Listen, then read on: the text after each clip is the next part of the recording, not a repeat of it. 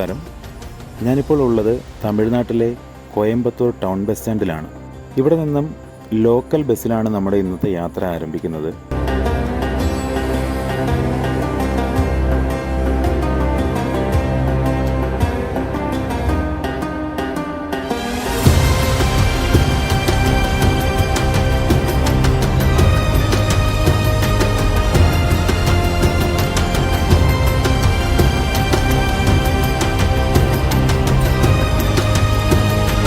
അങ്ങനെ ബസ്സിൽ കയറി 25 രൂപ ടിക്കറ്റും എടുത്ത് തമിഴ്നാടൻ ഗ്രാമഭംഗിയുമൊക്കെ ആസ്വദിച്ചിങ്ങനെ ഇരുന്നു.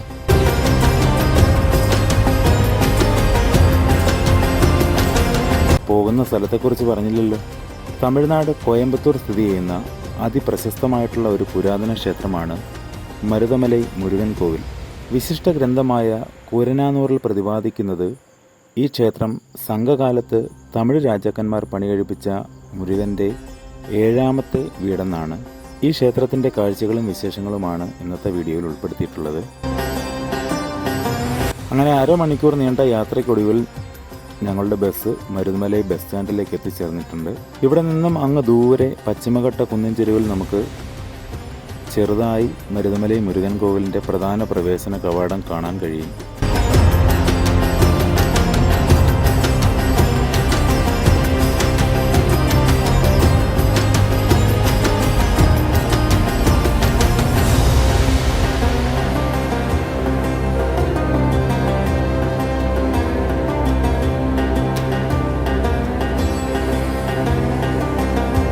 നല്ല വെയിലുള്ളതിനാൽ ഒരു നറുതണ്ട് സോഡയും ഒക്കെ കഴിച്ച് കടയിൽ കാര്യങ്ങൾ പറഞ്ഞു നിന്നപ്പോഴാണ് ആ സത്യം ഞങ്ങൾ മനസ്സിലാക്കിയത്.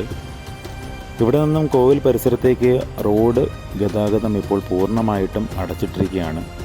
റോഡ് പണി നടക്കുന്നതുകൊണ്ടാണ് ഒരു മാസക്കാലത്തേക്ക് ഈ ഗതാഗത നിരോധനം ഇവിടെ ഏർപ്പെടുത്തിയിട്ടുള്ളത്.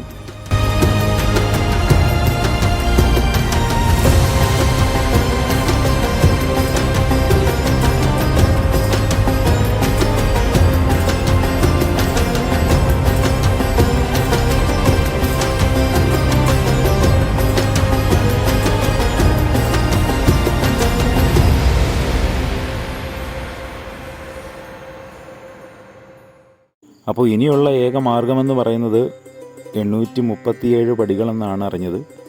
ഈ 837 പടികൾ നടന്നു കയറിയെങ്കിൽ മാത്രമേ നമുക്ക് മരുതമലൈ ക്ഷേത്രത്തിന് മുന്നിൽ എത്തിച്ചേരാൻ സാധ്യമാവുകയുള്ളൂ.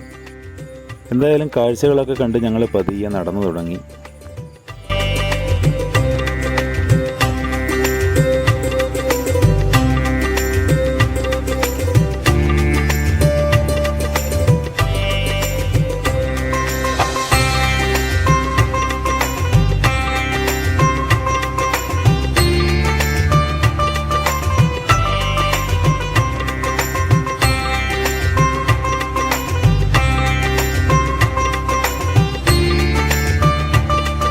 പ്രധാന പ്രവേശന കവാടത്തിന് സമീപം ചെരുപ്പുകൾ സൂക്ഷിക്കുന്നതിനുള്ള ഒരു സ്ഥലമുണ്ട്.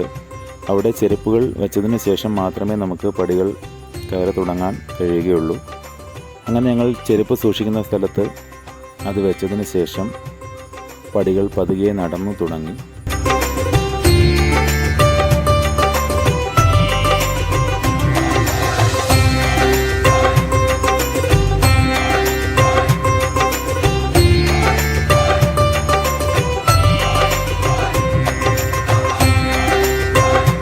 ഈ ശില്പത്തിലും ആരാധനകൾ നടന്നു വരുന്നതായിട്ട് കാണാൻ കഴിയും.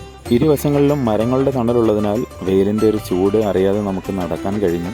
കോയമ്പത്തൂർ നഗരമധ്യത്തിൽ നിന്നും ഏകദേശം 12 കിലോമീറ്റർ പടിഞ്ഞാറ് മാറിയാണ് പശ്ചിമഘട്ട താഴ്വരയിൽ സ്ഥിതി ചെയ്യുന്ന ഈ മരുതമലൈ ക്ഷേത്രമുള്ളത്.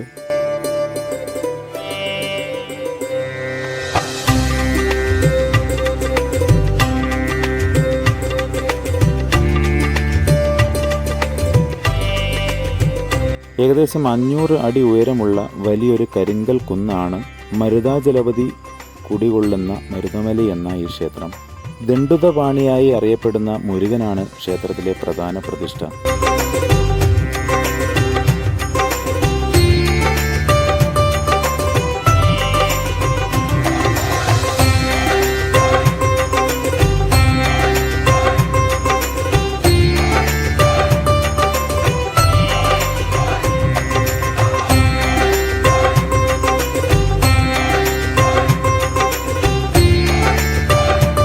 ഇവിടെ ധാരാളമായി കണ്ടുവരുന്ന മരുതം അല്ലെങ്കിൽ മരുതമരം എന്ന നാട്ടുവൃക്ഷത്തിൻ്റെ പേരിൽ നിന്നുമാണ് ഈ കുന്നിന് മരുതമല എന്ന പേര് കിട്ടിയതെന്നാണ് ഐതിഹ്യം.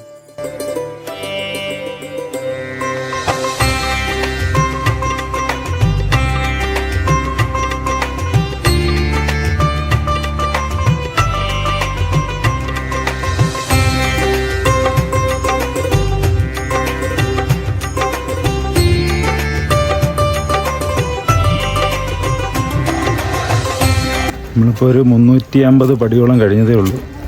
മൊത്തം 700 പടിയിൽ കൂടുതലുണ്ടെന്നാണ് പറയുന്നത്. 700 പടി എന്നാണ് നമ്മുടെ ഗൂഗിളിൽ കാണിക്കുന്നത്. പക്ഷേ 700 കൂടുതലുണ്ടെന്നാണ് താഴെ ഒന്ന് പറഞ്ഞത്. ബാക്കിയൂടെ നടക്കാനുണ്ട് മുകളിലോട്ട്. കുറച്ച് ഭാഗങ്ങൾ നടന്നു കഴിഞ്ഞപ്പോഴേക്കും നല്ല വെയിലായി തുടങ്ങി. വഴിയരികിലുള്ള ചെറിയൊരു കടയ്ക്ക് മുന്നിൽ ഞങ്ങൾ നിന്നു. മുളകിട്ട വെള്ളരിയും പച്ചമാങ്ങയും ഒക്കെയായിരുന്നു അവിടുത്തെ സ്പെഷ്യൽ.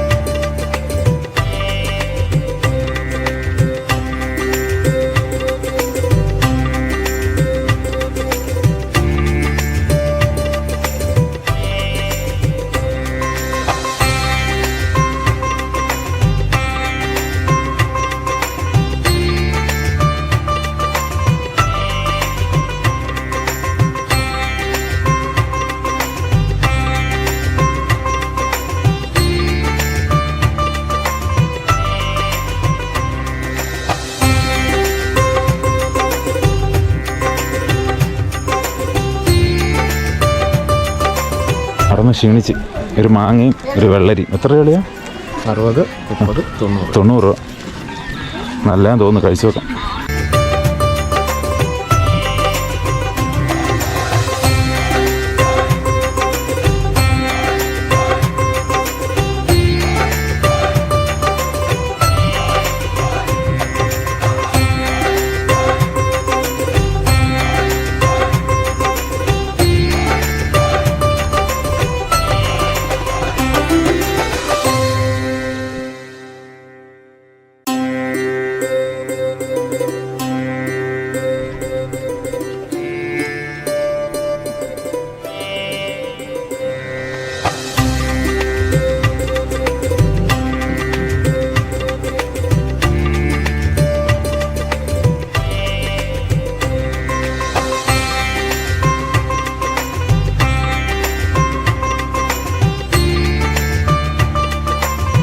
അല്പസമയം അതൊക്കെ വാങ്ങിക്കഴിച്ച് വിശ്രമിച്ച ശേഷം ഞങ്ങൾ വീണ്ടും അവിടുന്ന് നടന്നു തുടങ്ങി. ഈ ക്ഷേത്രം സ്ഥിതി ചെയ്യുന്ന കുന്ന് ഔഷധ സസ്യങ്ങളാൽ സമ്പൽ സമൃദ്ധമാണ്. ആയുർവേദ ഔഷധങ്ങൾ നിർമ്മിക്കുന്നതിനുള്ള പ്രധാനപ്പെട്ട ഔഷധ സസ്യങ്ങളെല്ലാം തന്നെ ശേഖരിക്കുന്നത് ഈ മലമുകളിൽ നിന്നാണത്രേ. ക്ഷേത്രത്തിന് ചുറ്റും പുണ്യതീർത്ഥ ഉറവകൾ, കുളങ്ങൾ എന്നിവയുണ്ട്. ഇവയ്ക്കും ഔഷധ ഗുണമുണ്ടെന്നാണ് വിശ്വസിക്കപ്പെടുന്നത്.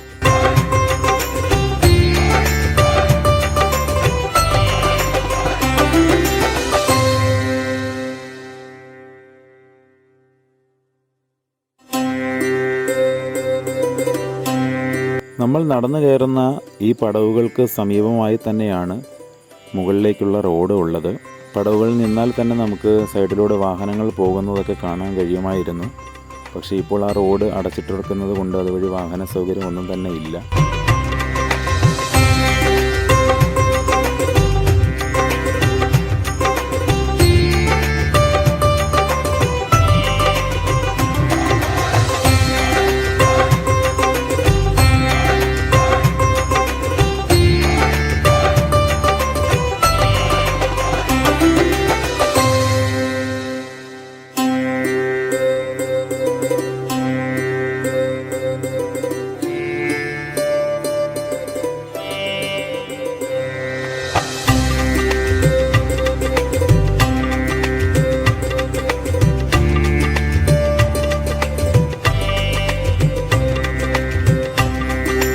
അങ്ങനെ 800 പടികളോളം കടന്ന് ഞങ്ങൾ അവസാനം മരുതമലൈ മുരുകൻ ക്ഷേത്രത്തിൻ്റെ മുന്നിലെത്തി. ഇവിടെയും നിർമ്മാണ പ്രവർത്തനങ്ങൾ നടന്നു വരികയാണ്. ക്ഷേത്രത്തിലേക്കുള്ള പ്രധാന പ്രവേശന കവാടമാണ് നമ്മളെ വിദൂരതയിൽ നിന്നും നമ്മുടെ ബസ് സ്റ്റാൻഡിൽ നിന്നുമൊക്കെ തന്നെ കണ്ടത്. അതിന് സമീപത്തേക്ക് എത്തിച്ചേരുമ്പോൾ തന്നെ നല്ല തണുത്ത കാറ്റ് വീശിയടിക്കുന്നുണ്ടായിരുന്നു. ഒരു പ്രത്യേക അനുഭവമാണ് ഇവിടെ നിൽക്കുമ്പോൾ തന്നെ നമുക്ക് ലഭ്യമാകുന്നത്.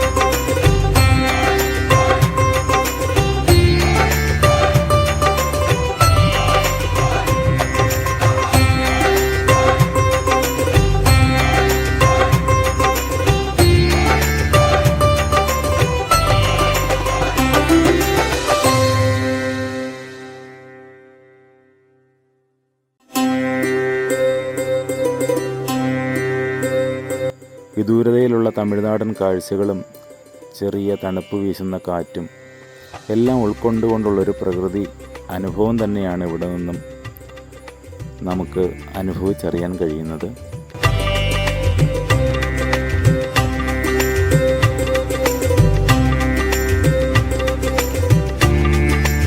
മറ്റു മുരുകൻ ക്ഷേത്രങ്ങളെ അപേക്ഷിച്ച് കിഴക്ക് ദർശനമാണ് ഇതിൻ്റെ ഏറ്റവും പ്രധാന പ്രത്യേകതയായി കരുതപ്പെടുന്നത്.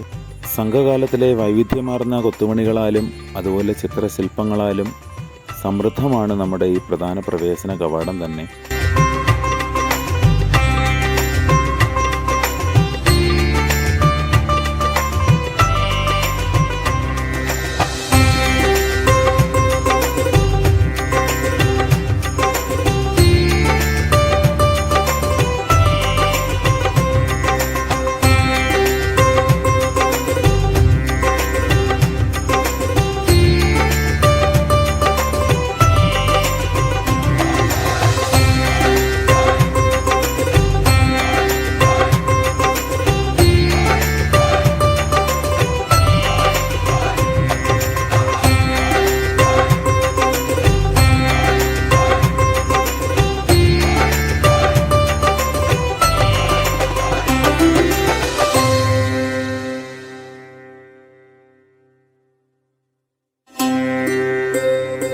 ദണ്ഡായുധപാണിയായ മുരുകൻ്റെ ദർശനവും കഴിഞ്ഞ് ക്ഷേത്രത്തിലെ പ്രധാന പ്രസാദവും വാങ്ങി ഞങ്ങൾ പുറത്തിറങ്ങി. പ്ലാസ്റ്റിക് മാലിന്യങ്ങൾ മുക്തമാക്കത്തക്ക രീതിയിൽ തന്നെയാണ് തമിഴ്നാട് സർക്കാർ ഇവിടുത്തെ കാര്യങ്ങളെല്ലാം തന്നെ കൈകാര്യം ചെയ്തു വരുന്നത്. അതിനുശേഷം നമ്മൾ പോയത് ക്ഷേത്രത്തിൻ്റെ തെക്കേ അറ്റത്തേക്കാണ്. ഇവിടെ പാമ്പാട്ടി സിത്തർ ഗുഹ എന്ന ഒരു പ്രധാന കവാടം സ്ഥിതി ചെയ്യുന്നുണ്ട്.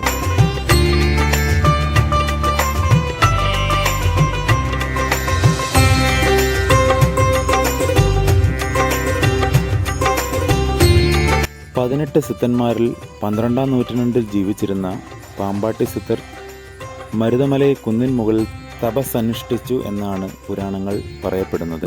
മുരുകൻ അദ്ദേഹത്തിൻ്റെ മുമ്പിൽ പാമ്പായി പ്രത്യക്ഷപ്പെട്ടുവെന്നും മുരുകൻ തൻ്റെ ഭാര്യമാരായ വള്ളി, ദേവയാനി എന്നിവർക്കൊപ്പം സിദ്ധർക്ക് മരുത തീർത്ഥം നൽകി അനുഗ്രഹിച്ചുവെന്നുമാണ് ഐതിഹ്യം പറയപ്പെടുന്നത്.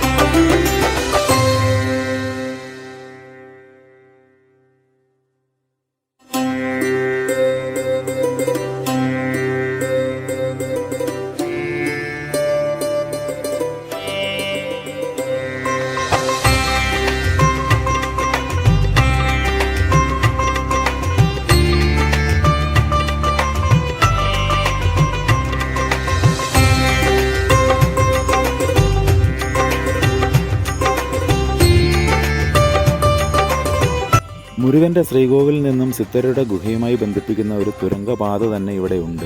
സിത്തർ ഇത് മുരുകനെ ആരാധിക്കാൻ ഉപയോഗിച്ചിരുന്നതായിട്ടും കരുതപ്പെടുന്നു. ഈ പാമ്പാട്ടി സിത്തർ ഗുഹയ്ക്ക് സമീപത്തുകൂടി താഴേക്ക് നിരവധി പുണ്യതീർത്ഥ ഉറവകൾ ഒഴുകുന്നുണ്ട്. പശ്ചിമഘട്ടത്തിൽ നിന്ന് ഉത്ഭവിക്കുന്ന ഇവയെല്ലാം ഔഷധ ഗുണമുള്ളതാണെന്നാണ് ഇന്നും കരുതപ്പെടുന്നത്. അനവധി വൈവിധ്യങ്ങളോടുകൂടിയ മുരുകൻ്റെ ഈ 7ാം പടൈവീടെന്ന മരുതമലൈ കോവിൽ ഒരിക്കലെങ്കിലും നമ്മൾ സന്ദർശിച്ചിരിക്കേണ്ട ഒരു സ്ഥലം കൂടിയാണ്.